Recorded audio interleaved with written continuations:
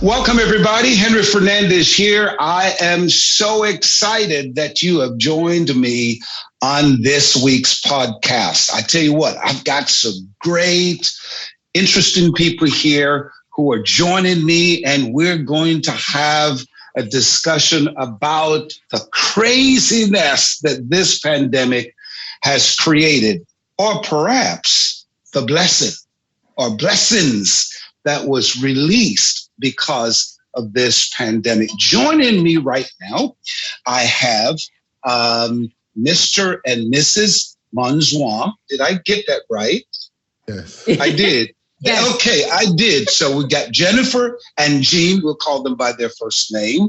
And then we have Kimberly Gray, and she's joining us. And then, of course, we now have Joanna Avin. Did I say that right? Avin, close enough. Avin. I was going to say I graduated, but I guess I flunked the class then. Avin. Well, thank you, everybody, for joining me on the podcast today. I know all of you, like me, we've had our own personal experiences during this pandemic. And I want the public to know, the people who follow me on all my platforms, and as you're watching this podcast, I want you to know you're not the only one that's going through this pandemic. You're not the only one who's having to deal with all kinds of things, and it's a new norm. I mean, the old is gone, and we are just in a new norm now. So I have before me individuals who represent all walks of life. You have Jennifer and Jean, they're married, business owners, professionals. We have, and just give you a background, Jennifer herself, she has 20 plus years in human resources, HR background, talent acquisition, diversity and inclusion. She's an organizational restructuring and standardization professional. She's a program and leadership developer or development. That's what she does. Her husband is a businessman, entrepreneur, kind of going through their resume here. He's the owner and operator of Movers and Shakers Logistics. I'll tell him to tell us a little bit more about that and so forth. Kimberly, a financial advisor. Everybody needs her in your life, especially in this day and time. She'll talk to you more about what she does. And if you ever need a person to really talk to you about your finances, she'll be good. I know her. She's a member of my church, so I know she'll help you out. And then we have Joanna Avin. I got it. So I graduate this time. She's a trainer and training and development. That's what she is involved in, training and development entrepreneur. And I love this part, emotional intelligence coach. And you got to tell me what that is, because I think all of us need your help. Let's start with this, the pandemic, right? Everybody's on the pandemic, but let's go back before the pandemic. Starting with you, Jean and Jennifer, what was life like before the pandemic? And then we're going to talk about, okay, when the pandemic hit, how did it change your life? Mr. Jennifer and Jean. Well, you want to go ahead and start? No, you can go. So life before the pandemic, it was good. We have, prior to the pandemic, we had 4 children. My husband was pretty much running our businesses all by himself. He had a few staff members, but pretty much running our trucking company 100% his own efforts. And for myself, as you mentioned, I have a background in human resources. I've been in for, 20 plus years. I started at the age of 5, right? And so, I was just progressing in my career. And so we had that dual income coming in. We had our businesses going. We had, my career going. We had family. We had ministry. I can honestly say life was good. Right. Everything was pretty much smooth sailing for us at that time. And then the pandemic hit and a lot of shifts took place for us. But God has certainly blessed us. Prior to the pandemic, there was really no complaints that we had. Okay. All right. Good. All right. Gene, you want to add anything to that? With me, everything is a process. And we're doing pretty good. Like Jen mentioned, we're doing great. Working on quite a few things. When you work in corporate America, life is easier. You have a 9 to 5, but when you're a business owner, like you on call all the time. But however, we were blessed, and life was great. Life was great before the pandemic. Okay. All right. Great. All right, Joanna. Prior to the pandemic, what was life for you before the pandemic? So prior to the pandemic, I was, of course, operating in my business, which is hard work. But I also have 4 kids. One just came out of college, one in college, one in high school, and one in middle school. So I have them all combined, right? Oh, wow. My mother lives with me. Of course, my husband, we're together. And so you're working 12-hour days. You're taking one child to football practice 6 days a week, right? You're taking another daughter to choir practice at the church. I'm going to praise team rehearsal and Wednesday night services and cooking dinner. And that is just the life, right? And as soon as I get in the door, my kids are like, okay, Mom, I need this. My glasses just broke. Now I got to make it. So there was a lot that was going on, right? And that's just the family life. And so there was a lot that was going on. And then the pandemic happened and it changed everything. As a matter of fact, I'm in a completely different place than I was in the pandemic. Already, several things has, like Jennifer said, shifted. Wow. All right. So, Kimberly, you look like you just came out of high school, and you can't express the same sentiments as Joanna and so forth. So, what was life like for you? Well, thank you, Bishop. I wish I had just got out of high school, but no, I'm in my 30s. But life for me prior to the pandemic was a roller coaster. It had some ups and downs, but literally, I would say within the last 12 months prior to the pandemic, I found a sense of peace in where I wanted to be in my career. And I was working towards that. I was studying for different certifications for my profession. And I had so many ideas, writing a book, doing a lot of things. And I'm a single mom. So my daughter, she was turning 3, and I wanted to get her into swim classes. And like literally in March, we shut down completely. And I'm in the middle of building my business, like for the first time ever on my own. And I had to really, really step back and create a whole new game plan. I had to come up with different innovative ways of how to market myself, how to get out there and get the exposure and still handle, my toddler with dealing with everything. And so for me, life before the pandemic was a lot of newness, a lot of shift, a lot of changes, but there were good shifts and there were good changes because my career was is excelling in that process.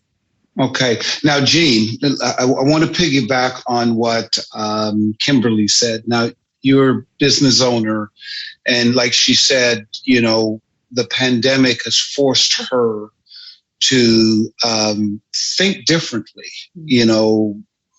new ideas and ways to market herself and so forth. You as a business owner, when the pandemic hit, did you find that, especially not only a business owner, you're the head of your house. The little that I know about you and Jennifer is I don't know you guys personally with your business, your life, the way you run your home. I only go by when I see you guys at church and how you present yourself. And I see you as this man, and I'm serious about this, as this man who understands your role as a husband, as a father, and a provider. And you're goal-oriented. I could tell, I have a really good, spirit of discernment. And I sense that. Walk us into your mind. How did you kick into gear to say things have changed? Like you said, it's only me. You don't work for nobody that gives you, no matter what, they're supposed to pay you. Sure. If you don't work, you don't eat. You don't provide for your family. It took a woman to say that. I know. Tell us, because there are men watching right now. I guarantee you, there are men watching right now. They're losing it. They don't know what to do. Things have shifted. How did you do it? So I have to give honor where honors deserve. Jen helped a lot with the businesses as far as supporting us, even supporting some of the businesses. As a matter of fact, the majority of the businesses. So one of the things that we faced when the pandemic hit, and I've been telling her that for years. For years, I've been telling her, listen, there's a lack of appreciation at your job. And I know the person I'm married to. I know the woman that she is. And I want to say for over 3 years, I was telling her, listen, this is just not the place for you. Granted, the money was good. The money was great. Helped the family a lot, the businesses. But there was a lack of recognition for the person that she is and what she had accomplished, not just in at that job at the moment, but in her career, period. So, funny story, before the pandemic, I was born and raised in Haiti. I came here at the age of 18, and we used to the country getting shut down. So before the pandemic, we were pregnant. We were pregnant. Expected. Yeah, he's right. Without him, it couldn't happen, Jennifer. I know. So I'm on his side now.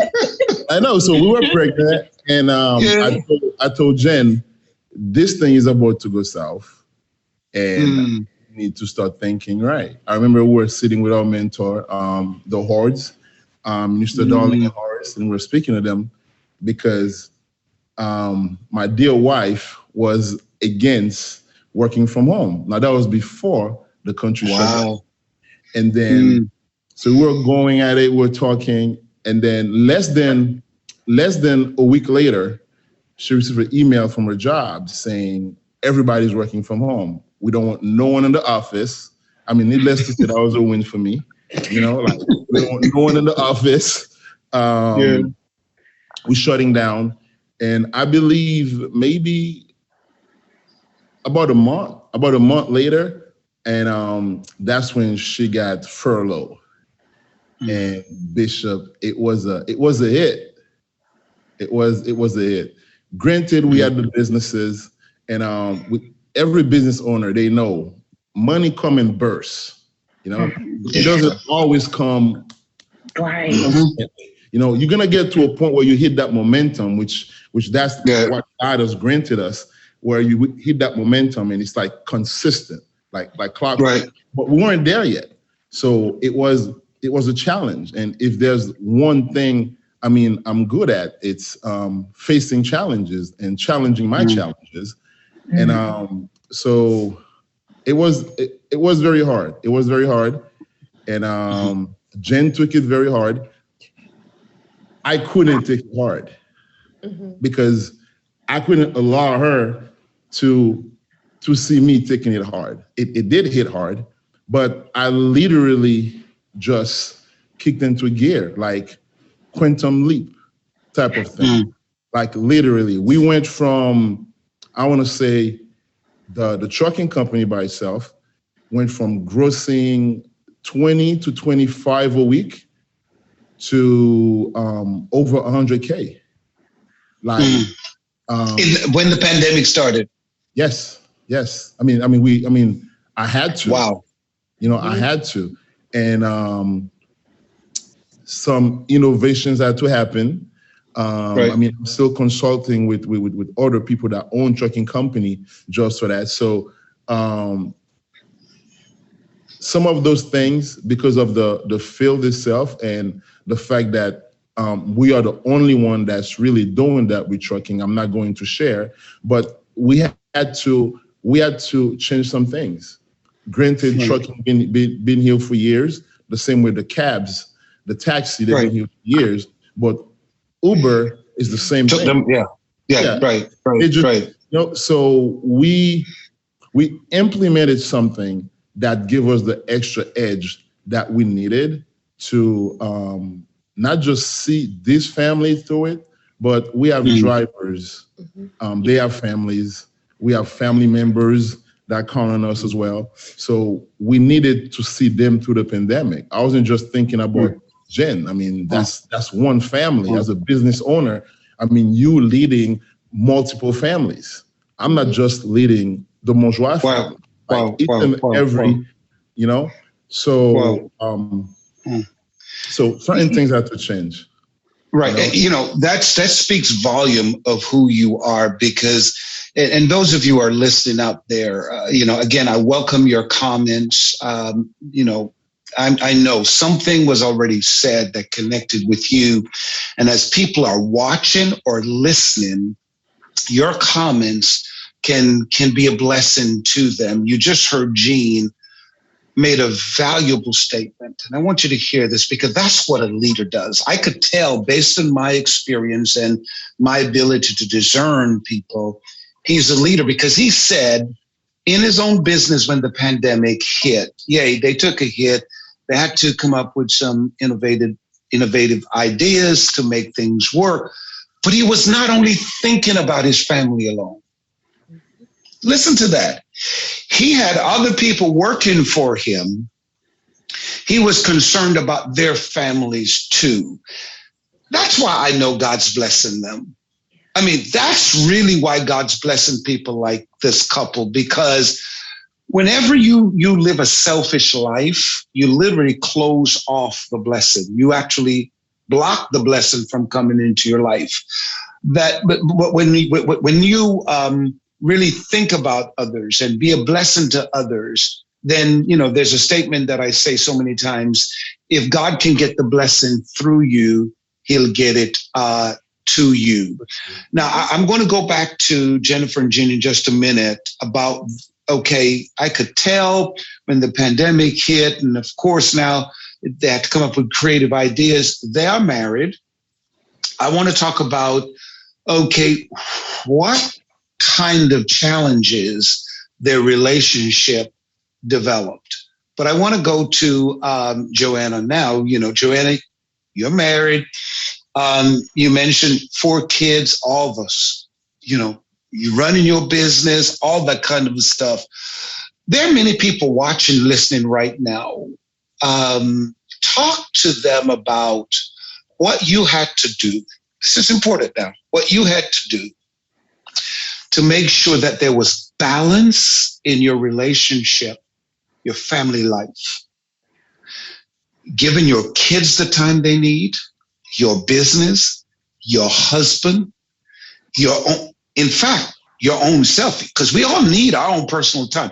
How did you do it? Because somebody watching now is going crazy.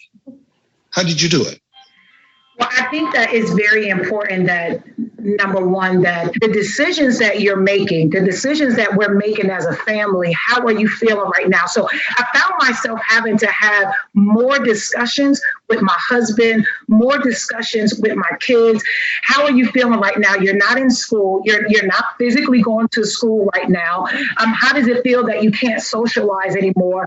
Because of the pandemic, abuse cases has risen, alcohol sales have tripled, depression has tripled. I mean, domestic violence and all of these different things has happened. And so, and then not going to church, giving you that extra faith, that extra drive, that was something that was taken away abruptly. 1 minute we were in church, and next minute we weren't there.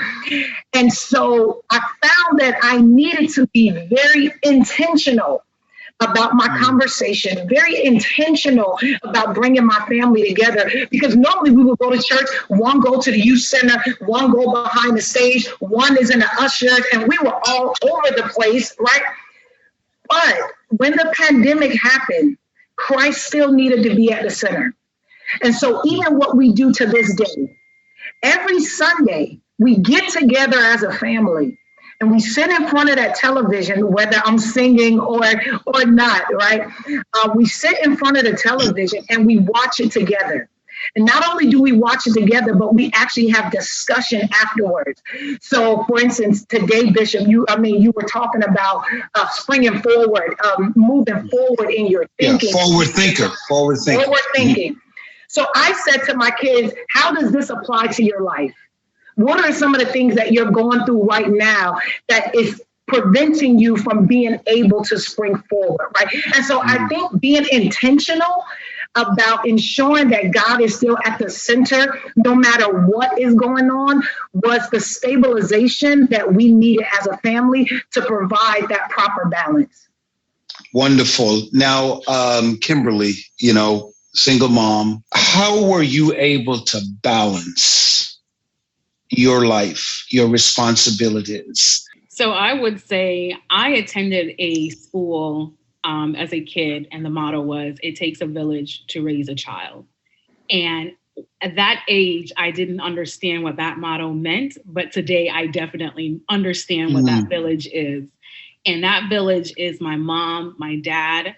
I have really good close friends. A lot of them are part of the Faith Center. And they've really rallied around me to, ensure that, I still had a social life with Kayla. If I needed to take a meeting, if I needed to do, for example, this Zoom call today, one of my good friends, she came and got Kayla. So that way there was no distractions. But for me, finding that balance was definitely still being able to tap in.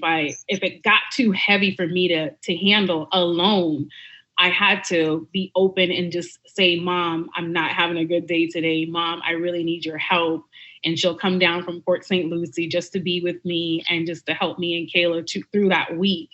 And she has just been a saving grace for me with that village. And a lot of it too, for me, is doing a lot of the Zoom calls. That has kind of, saved my sanity. As much as we are so tired about logging on to Zoom, I get excited because it's my way of interaction and adult conversation. I'm just kind of tired of Paw Patrol and LOL dog conversation with my 3-year-old. But it's a lot of it is being able to balance with the Zoom calls, with the Urban League, with my work with that, and meeting my clients and just being able to gather with my girlfriends on Zoom and just have girls' night. So that's where I have really truly found my balance. Okay, so you being a single woman, of course, that's why you can have girls' night. I guess Jennifer and Joanne hardly can have girls' night because they got to tend to their man. But let me talk to you a little bit, Kimberly, because there's a lot of women who are watching, listening right now, and they're in your situation. Women are dreamers. You constantly fantasize about fairy tale kind of life. You want to be happy. You want someone to love you and so forth. Joanna, who is this, emotional intelligence coach, if you will, I want us to deal with the emotional part of who we are. And then I'm still going to toss it back to Jennifer and Jean, because the question I was going to ask them ties into this also. Here it is, about 2 years ago, or a little bit over that. You walk down the aisle to do what most women want to do. Found the love of your life. This was it for you. You were happy and so forth. And then something happened and shattered your dreams, and it left you as a single mom. I'm a male. I don't know what you've been through, but there are women who are just like you. Based on your experience with dealing with that transition, what have you learned? And what message can you give to young ladies? Well, the first thing is, I knew I went into that relationship 100%, totally in a good space. Unfortunately, it went south. And I'm here now as a single mom. Originally, when it first happened, I was hurt. I felt sad. I felt embarrassed because this was someone that I brought to church. This was someone that everyone knew. And then we got into this space where we were separating. We went through a really rocky divorce because my daughter was now born, and it was difficult. And a lot of it, I really had to lean on with God and in prayer, and really forgiving myself, and just really understanding that, this is just for this moment. It's going to get better. And one thing one of our church members have said to me was, trust the process. Like, I don't want to trust the process. I just want this to be over. I know I'm a good person. I know I didn't do anything wrong. Why is this happening to me? And to be honest with you, I really had to just be patient. And I really had to let God do his thing, because I wanted to get back. I wanted to just do so much deceitful things. I wanted vengeance, like, get him, God. And just being honest, like, a lot of my flesh really came out, and I just really had to stand back and just allow God to just do it. Let me stop it for a moment, Kimberly. Let me stop for a moment. As you're watching, if you can relate to Kimberly and you feel exactly the way she felt, and you have said those same words, I want you to go ahead and type it. Get him, God. Just confess it right now. If you wish bad for somebody because you were in that emotional trauma, right, Joanna? You were feeling the hurt, and because I'm telling you, because I can relate to what Kimberly said, because I remember there were times in my life I was praying for God to remove people out of my church. No, seriously, God, get rid of that one. Let something bad happen. No, I'm not going to lie. Let something bad, cancel them. Until God told me one day, I'll never forget it. He said, Henry, I placed them there to develop your character as a leader. To what? To develop your character as a leader. God, how is that going to develop my character? They drive me crazy because I'm using them to perfect you. So, Kimberly, I think what you were going through, because women have an incredible strength about them. Yeah. Oh, yeah. And I know, Kimberly, there were times you felt you were losing it. Oh. You were losing it. But hasn't it made you better? I was just going to hit on that. I will say before, the old Kim would have went crazy. I would have went Medea crazy. But I'm not going to lie. My mom says she sees a completely different person in me. I don't allow him to get into that vein when it comes to co-parenting. I think I am showing a great example to my daughter how to handle conflict. And I guess, Joanna, you could agree that is some serious emotional intelligence. So I would say to young women who are going through this process is, yes, it hurts. It's a shameful thing. It could be whatever you put it, but you have to just trust the process and just know who you are in God. And because of that whole journey I've gone through, I put my hashtag, I don't know if you've seen Bishop, but I always say daughter of a king. And I hold myself to that esteem now because I have risen and overcome from that relationship. And whatever it was trying to do, was to obviously put me down, it has not done that. I have risen far above that.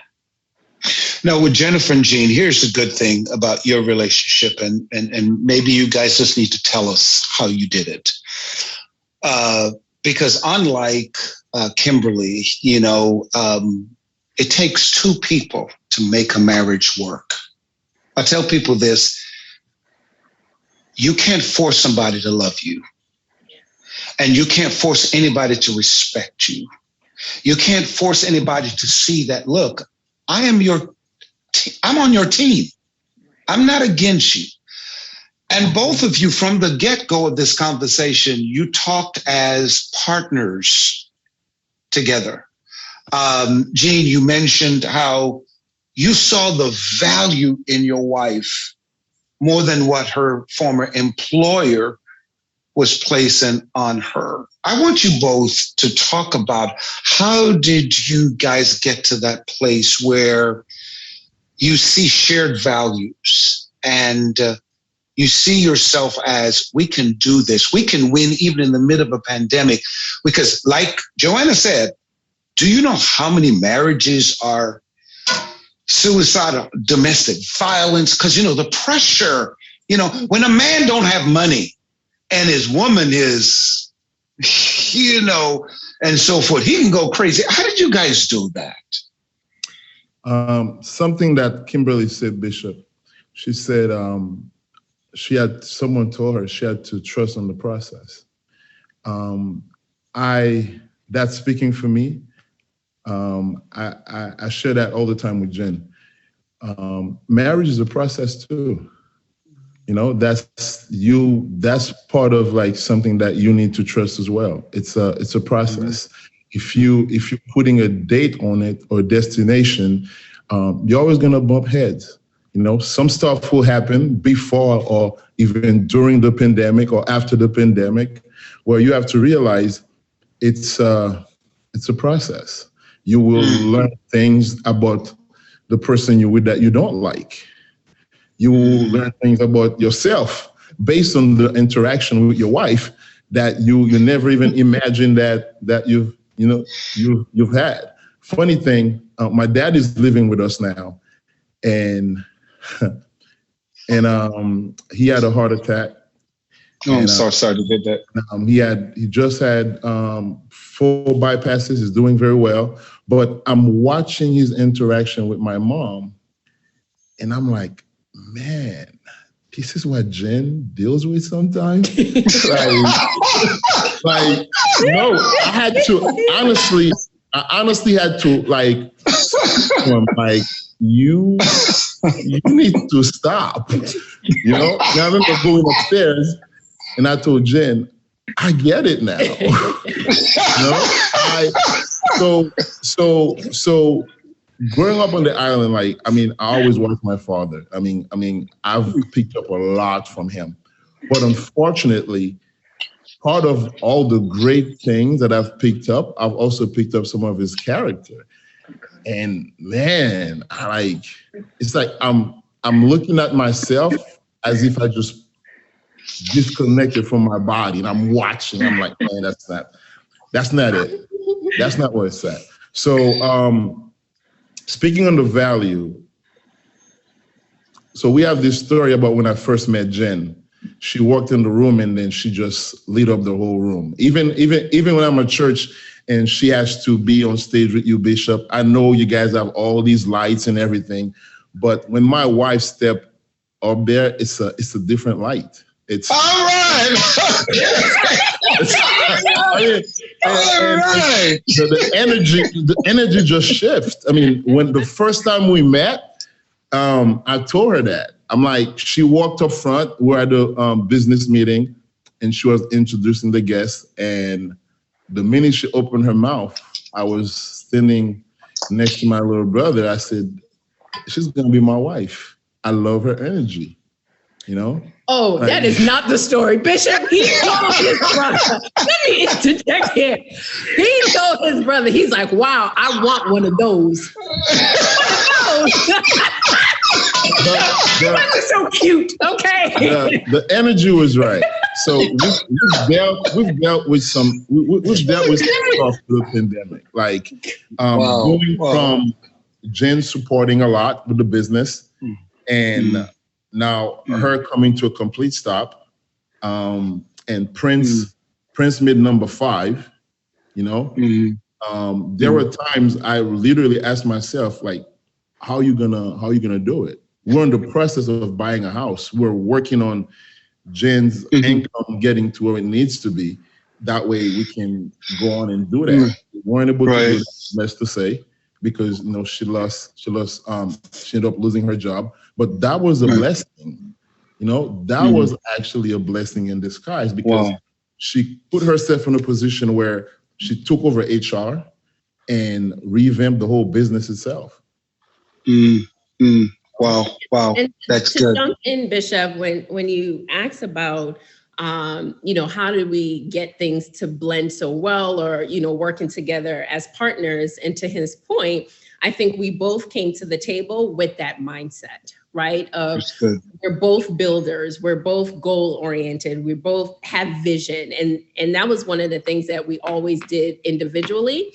And so when we came together, it just expanded even more, where we always had what goal is next? What can we do as a family? And when we look at things and even business opportunities that come about, it's not just how is this going to bless our family, but the countless other families that are going to be blessed as well, right? Because we don't judge our success based off of what we have. It's how are we impacting other people, right? If God is blessing us to be a blessing, who exactly are we blessing? Right. And because we're both coming to the table with that mindset of we're working together, right? There are certainly challenges that happen in the household and in the marriage and in the family, but at the end of the day, we always look at it as we're partners, right? In premarital counseling, as you just mentioned, they said that your spouse is not your enemy, right? So no matter what they may be doing and how you're feeling, knowing that this person is not my enemy, right? We're going to get through this. And that was one of the things we always used to say, as long as we have each other, we can get through whatever comes our way, right? Exactly. No, I was going to say, you said your spouse is not your enemy, even when he has his father's behavior, right? Exactly. It has been eye-opening. Every time I see something in the house, I'm like, no, Lord, not that. That is not what I'm going to look forward to. In the bud. Let me tell him what his dad did to his mother, or his mother did to his dad. Because we are not repeating this, my friend. No. Yeah, it's not going to work in my house. It's not going to work. Joanna. Bishop? Yes, go ahead. Yes. Just to add something real quick. One of the challenges when you're dating or you married to someone on Jennifer's caliber, right? So you come in, you meet this woman that has everything. I mean, you a builder yourself, and you used to dating women where you have to come and build them up or help them out. Right. That was where I came from. That's what my dad taught me. As the man, you come and you handle all of these things. But now I met someone that have everything, like the career, the home, like the background, the spirituality. It's like, where do I fit in? I've had friends in the past where they'll meet someone like that, and the way they'll show value of their own self is by trying to handicap that person, trying to bring them down. But when you find someone like that and you uplift them and you keep working on you, I mean, the time will come where they will see, you know what, I have a partner. I have a partner. It took a lot of us bouncing ideas for us to get to where we are today. So that's why I speak about the process. But I made a post last week on IG. If you meet a woman and they already have everything, find your purpose on how you're going to enhance that. And that was my goal from when we first met. And I just kept going. Jen already had a house. Jen had a house, like 4-bedroom house, 4-bedroom house. She already had a house. She had a great career, making good money. And I was like, so let's get you a bigger house. You have a great career, making good money. So how about we make you more money, but from home? So you enhance, where she was. You brought something to that. Kimberly, I saw when he said that, you went, yes, that's what I'm talking about. Jump in right here. What connected with you with what he said? Because I believe I'm a Jen. Most guys I've dated always say, man, you have it together. You have everything. I have my degree. I have my career. I drive a really nice car. I live in a nice neighborhood, but I could never really find a man much on my caliber that he can add and enhance. And so when Jean said that, it connected because it's like, there's so many women that I know in my circle that we all have that same issue where we can't find that man to enhance. So we end up settling or finding the wrong guy and walking down the aisle and, get into this whole, rabbit hole with this. And so that really connected with me. Joanna, the emotional intelligence person, why is it men are intimidated by successful women? Wow. Well, a lot of that has to relate back to when they were younger, right? A lot of it has to do with upbringing, right? There is a culture, there's certain cultures that teach certain things, right? And so you go through life and your father has taught you that as a man, this is what you should do. And this is how a woman should play her character. Right. And so because there were different roles at different times, a lot of the times you be what you see growing up. You do two things. You're either going to be just like your parents or you're going to make a very conscious decision to be completely different than them. Right. And so a lot of the times we just don't realize that every time somebody inputs things into our memory, our memory and our emotions is stored in the same place in our limbic system. So do you think about the implications of that? If let's say, for instance, as a child, you were 7 years old, you were just walking down the street and all of a sudden a dog started chasing you. Immediately, this memory of a dog is now met with fear, is now met with anger, and so now when you get older, as an adult, and you see a dog, you're like, oh my gosh, all of a sudden that memory that caused that emotion is still there. And so what happens is not just for men, but like human beings in general, a lot of the times there are so many emotions that are stored together with memories. And a lot of times that is dictating our behavior. And so you got to get real clear when you're feeling some type of way. If you're feeling real passionate about that one thing, if you're feeling really like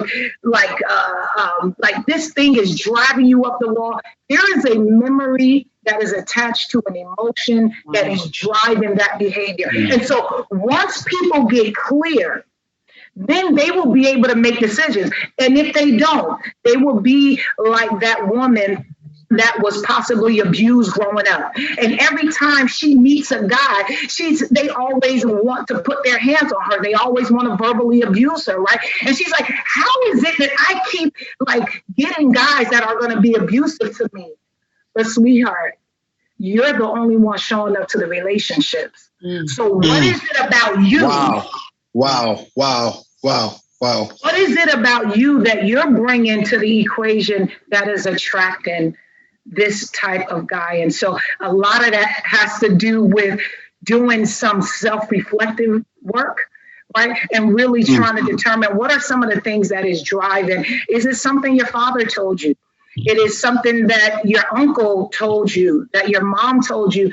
They thought it was right at the time, but it's not applicable anymore. And so you just got to rethink certain patterns. Wow. Well, Can I add something, Bishop? I was coming to you, Kimberly. But go ahead. I was coming to you. Go ahead. So Joanna just mentioned that, the example with the woman, and I had to think about that for myself too. And I read somewhere in a book from one of a coach that I came across, and she says, everything starts with a value system. Yes. So it's what you're placing value on. So I had to learn to value myself as a woman. And that's exactly what it is. So I had to do that in order to change the type of men I dated and the type of men that I would attract. So everything starts with the value system. Because that's the question I was going to ask you. I was going to ask Kimberly, what do you think you needed to do different this time around? And you've answered the question. You've even helped literally hundreds of women who are listening that you have to place value on yourself as a woman. What's your worth? Because people will pay for something based on how valuable they think it is. And if you present yourself as a woman that's valuable and you deserve better, then that's the kind of guy you're going to attract. Yeah. It goes back to the question I was asking before, like Gene and Jennifer. Here it is. Gene was honest to say he was used to, dating women that, his parents taught him, again, that memory that Joanna is talking about, his parents placed in his mind that this is only your role as a man. Yes. And these are the only kind of women that you can see in your life. And this is where you find relevance. So when he found Jennifer is like, okay, I got everything. What I really need, what women like Jennifer is basically saying, I'm not here for your money. Right. I don't want nothing from you. I just want an opportunity to build a future. See, there's a difference. Same thing with Kimberly. A lot of men are intimidated by successful women. Yeah. So they see you as a threat because poor guy probably was brought up where women have to say, yes, sir.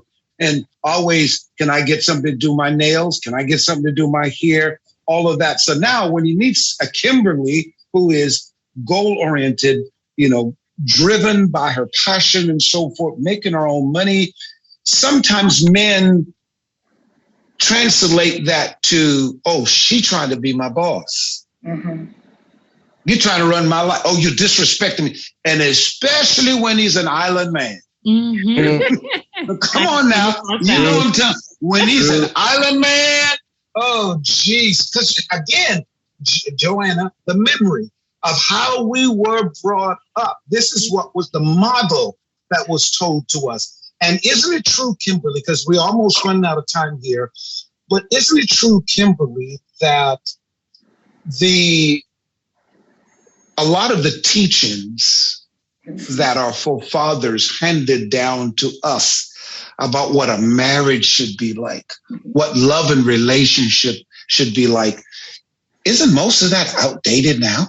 Yes, I have to agree. It's mostly outdated because I have come across in relationships where men would say, oh, you think because you have your bachelor's or your master's, you think we're trying to belittle me because they're trying to be at the top. But there was something I always remember: for a man to be that in that household space, in that marital relationship, he has to be able to lead. And it's not just with me picking someone, oh, okay, you're a guy, you could lead. No, I have to see those characteristics and that quality. So the way that looks like is shaped out differently because women are being a little bit more independent. Women are coming to the table, like Jen is coming to the table, and we're looking for that mate to be able to build with. It's not just necessarily handing off everything to them to go ahead and say, you run the relationship, you make all the decisions, but it's how can we work together to build and lead this relationship together? I'm going to ask a big question.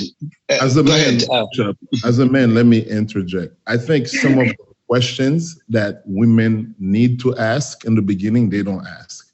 Because I remember one of the first thing Jen asked me,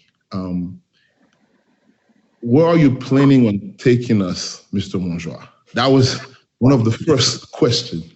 She asked you that. She asked you, where are we going? That was one of. Where you taking me? That was one of many. Wow. That was one of many. We get so caught up. Gene, was that shocking to you? Was that? No. I mean, okay. It was expected of her. Okay. I mean, I've been watching her for a minute. Okay. So you know how it works.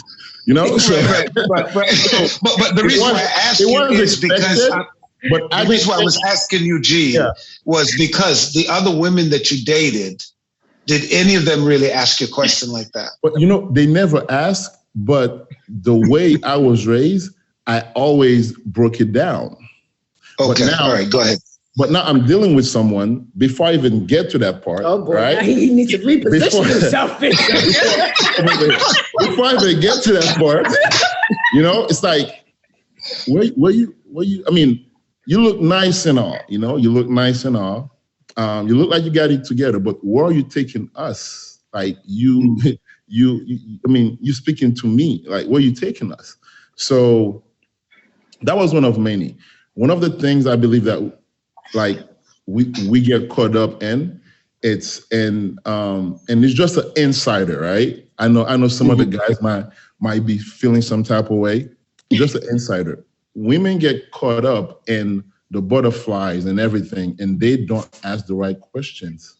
Wow. It's like they just assuming whatever was good for this person is gonna apply to that person. It doesn't work that way. You have to ask exactly what you seek. And that's exactly what Jen did. Like, where are you taking us? Like, what's the plan? Like, what's the end game? I understand you don't have this right now, but where are we going? Like, what are your intentions? Like, not that I was rushed, Bishop. Right. What I was told was, I'm going to be engaged for this amount of time. I'm going to get married in this amount of time. I'm going to have my first child in this amount of time. Like, Bishop, doesn't it say to write the vision and make it plain? I don't have no issue with it. I'm just giving insight. I don't have no issue with it. I'm just giving insight. That's all it is. Like, I'm just wow. So most women assume we're reading their mind. Or they get so caught up in the lovey-dovey part is great. We have it. But also, you have to speak what you want. Because not all of us are operating up here where before we even come to you, we know it's not just money. It's not just the lovey-dovey stuff, the honeymoon stage, but there needs to be a plan. Yep. You have to be able to show that person the blueprint. I mean, you need to speak what you want. Like, how many times do you shower? If you know you like someone that, you want them to shower like 3 times a day, some men only shower once. Right. Or twice. So you need to ask those kind of questions. Like, okay, so this is where we at. This is my bank account. This is your bank account. What is our bank account going to look like? These children we raising, where are we taking them? Right. Like laying everything on the table. Laying everything on the table. Don't just assume that we know. Some of us had the right teachings, but also some of us grew up without a father figure. Yeah. You know, some of us, you know, like grew up in the streets. Yep. So you have to ask.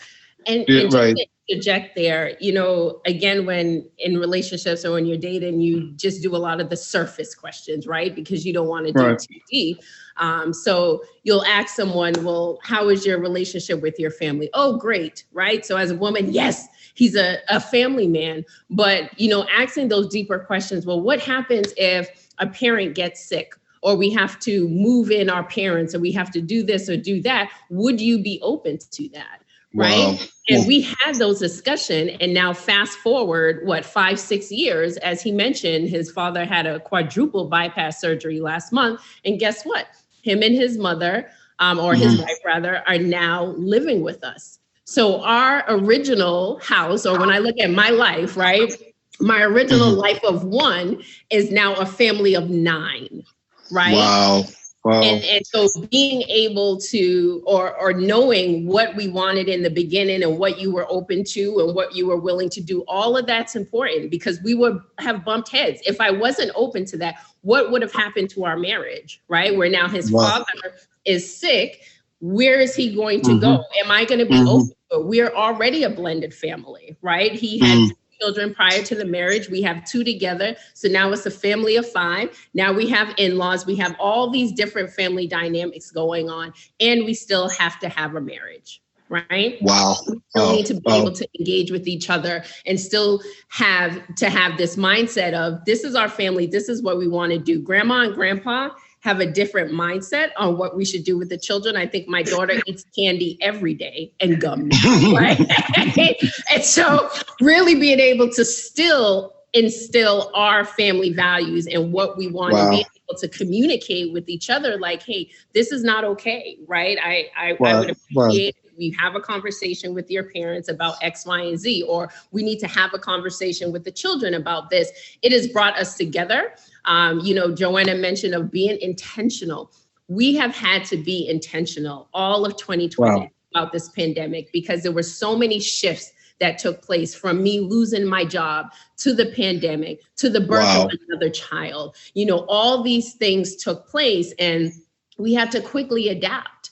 And for me, it was a challenge, but at the center of it, we had to keep Christ and God, which I feel like I was forever on my knees, like, Lord, please just direct my path on what needs to happen here. And then looking to my husband of, how do we move forward from here? Where are we going? What are we doing? Right? Because we have our family, we have our businesses, we have all these different things going on, but just making sure that our marriage, right, our bond, our communication is as strong as it can be with all of these different challenges. Wow. You know what? We are literally out of time. I'm going to give Kimberly the last statement to make.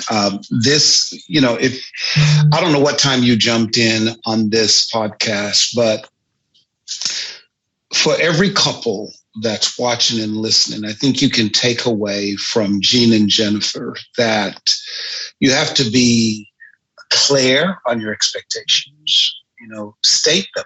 You know, state that this is why you're in it, and make sure the person that you are getting engaged to and getting a relationship to, worse, getting married to, that they understand your expectation. As Jean said, don't assume that they know what you want. You know, it's better to know that you've made your claim, and when they refuse to give you what you want, you can go back and say, wait a minute, this is what I told you. Versus not stating what you want, and when they're not getting it, then it creates a problem. When you look at what Joanna said, you know, about our emotions and how, first of all, I think we need to put that in check and make sure that we are solid in our thinking. You know, our minds don't waver.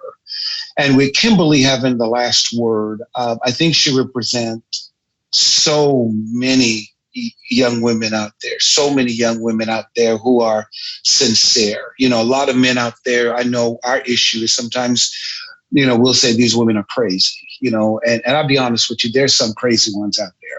You know, come on, just like men, there's some crazy women out there. Why you look at me? Crazy. You know, But you know what? There's a lot of women out there who they bring so much value to a man. We have an example here, Jennifer. Jennifer, a professional, she could have been in competition with her husband. She could have, when his business went south, she could have said, you're not the man, you're not doing this. But she understood his worth, his power, his vision, and she capitalized on that. Kimberly, as a woman, two things I want you to quickly address. What did you learn from your past experiences with your ex-husband, and what not to do in a relationship again? Because I'm quite sure that's just not him. You learned some things to yourself. Already you gave yourself away. You've got Medea's spirit in you at times, and you had to rebuke that spirit. Yeah.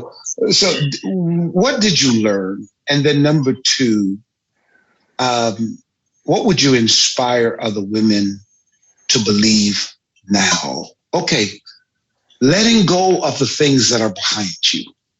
What do you envision now to move forward? Wow. I mean, this invitation to your podcast came at such a time where I was actually dealing with something with my ex-husband. Because, when you divorce, things still linger on from the marriage. Wow. And God really had to test my faith this week. And I had to take care of something from, something that was tied to us. And the moment literally that I released it, and that goes back to what you preached about today on Philippians 3, that I really read that like literally Monday through Friday. Yes. Wow. And I had to really put that behind me, because now I am dating again. And this relationship is completely different from my past relationship. And I had to learn to not bring in my past experience. Wow. That was important. And I had to look at this man now that I'm dating and say, he is not a reflection of what I've experienced. He's not the same person. I had to learn to trust again, because my trust was broken in the marriage. I had to learn that I can't put the same expectations or the same results that I'm thinking is going to happen in this relationship here. So far, we've been dating. We met during the pandemic, which is so crazy, but it has really taught me to be patient. Really take my time. Jean went back about the butterfly stage, where a lot of women get caught. I think for me, I've learned to not sit there and meddle into the butterfly stages, because now I have learned to ask those questions. So the young man I'm talking to now, I have asked him questions down to, what is your credit score? What is your financial outlook? Like, I really get deep down, and I really am forthcoming with, listen, this is my expectation. This is what I want. I'm very honest. I don't hold back anymore, because I did that in my previous relationship.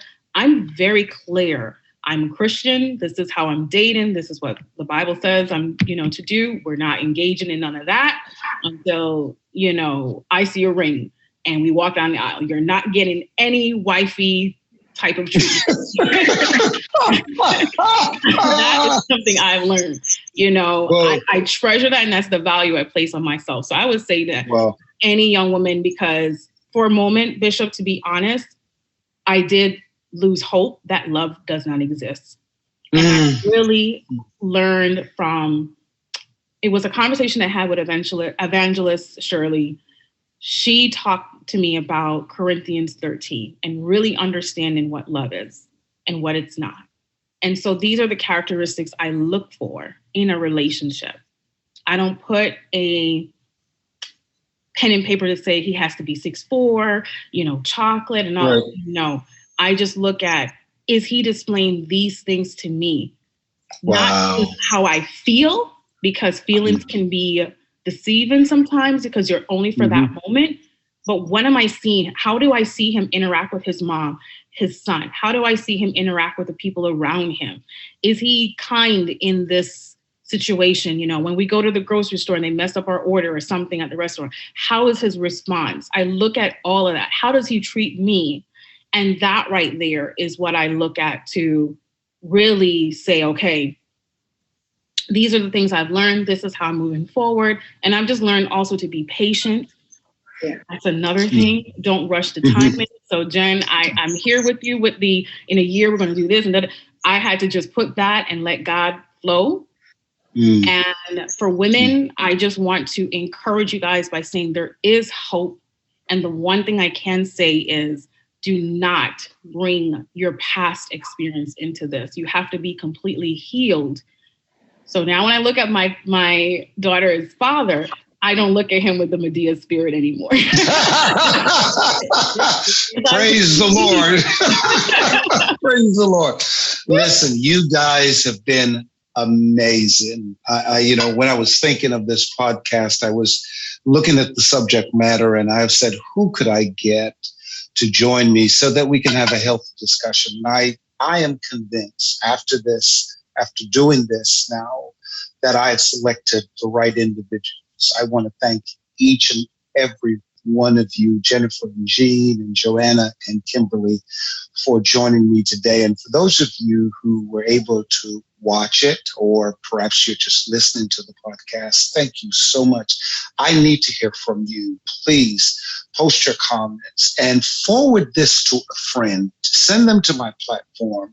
Let them know that on Spotify, Apple, YouTube, that I've posted this podcast. It's a very healthy discussion, and you can take it and make it a family discussion, group discussion. It will help you. I think these people were very candid, very open with their responses, and you can only get blessed. So once again, everyone, thank you so much. And this is Henry Fernandez saying, I'll see you next time on another podcast. God bless.